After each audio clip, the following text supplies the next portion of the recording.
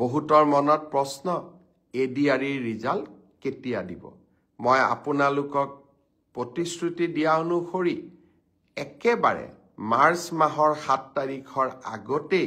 আমি এডিআৰিৰ ৰিজাল্ট দিম কিন্তু এডিআৰিৰ ৰিজাল্টৰ কাৰণে আপোনালোকে উৎকণ্ঠিত হৈ থকাৰো কোনো কাৰণ নাই কাৰণ প্ৰত্যেকখন বহি বা OMR শীট এনসাৰ কি এটি আপোনালোকৰ হাততে আছে গতিকে সেবাই ৰিজাল্ট দিয়ক বা নিদিয়ক আপোনালোকে নিজেই নিজৰ ফলাফলৰ আকলন এটা কৰিয়েই ল'ব পাৰে বহুতৰ মনত প্ৰশ্ন এডিআৰিৰ ৰিজাল্ট কেতিয়া দিব মই আপোনালোকক প্ৰতিশ্ৰুতি দিয়া অনুসৰি একেবাৰে মাৰ্চ মাহৰ 7 তাৰিখৰ আগতে আমি এডিআৰিৰ ৰিজাল্ট দিম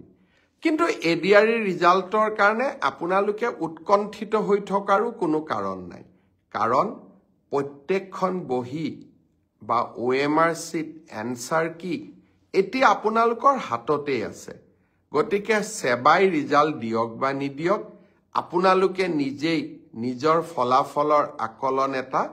কৰিয়েই ল'ব পাৰে